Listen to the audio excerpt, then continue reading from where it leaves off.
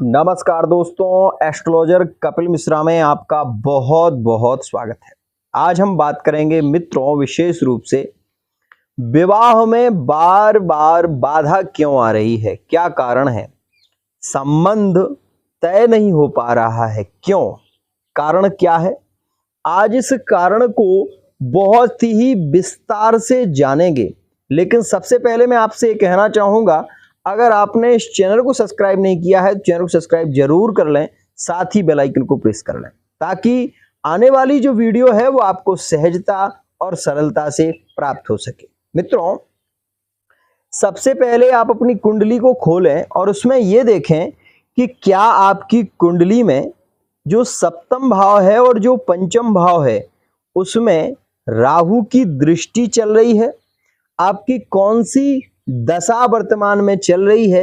अगर आपकी दशा सप्तमेश की चल रही है, मान लीजिए आपकी राशि विशेष रूप से तुला है और तुला से सप्तमस्थ जो राशि होगी वो मित्रों विशेष रूप से इस बात का ध्यान रखिएगा कि मेष राशि होगी और मेष राशि का स्वामी है मंगल।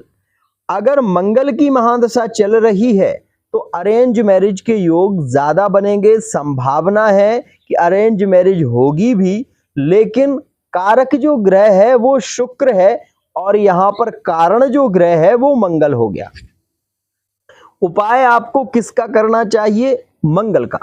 अगर मंगल की पोजीशन 8वें भाव में है या 12वें भाव में है तो ऐसी स्थिति में विवाह के बाद का जो समय होगा वो बहुत ज्यादा कष्टकारी होगा, क्योंकि एक तो आप मंगली हो जाएंगे और दूसरी स्थिति में यह भी देखा जाएगा कि मंगल जो है वो मैत्री में यदि होता है तो संबंध के बाद आपके विशेष रूप से भाग्योदय का समय आएगा, ये भी स्थिति है।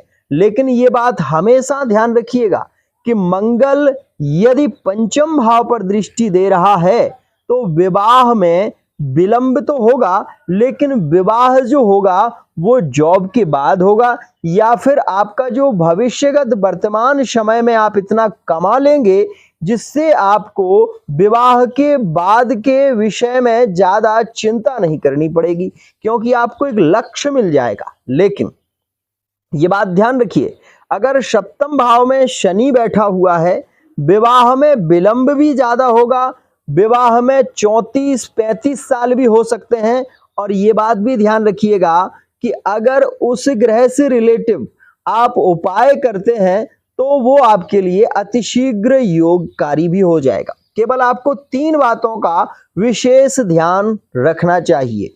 सबसे पहले कि वर्तमान में आपकी महादशा क्या चल रही है। महादशा जिस ग्रह की चल रही है वो किसी अशुभ भाव में तो नहीं है। अगर वो 7वें 8वें या 12वें भाव में है या फिर शनि की दृष्टि से दृष्ट है तो यहां पर संभावनाएं बहुत ज्यादा कम हो जाती हैं। एक और बात मित्रों, अक्सर देखा गया है कि अगर शनि 8वें भाव में हो, राहु 8वें भाव में हो, यहां पर तलाक के योग का निर्माण हो जाता है।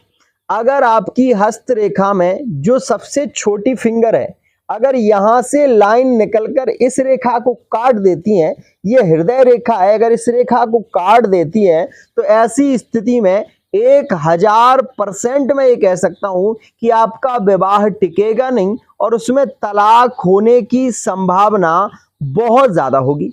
लेकिन ये भी ध्यान रखिएगा कि सप्तम भाव ही में नहीं होता, वहां पर सप्तमेश की महादशा का होना भी जरूरी है। साथ ही साथ आपका नवमेश क्या कह रहा है, इस बात का ध्यान रखिएगा।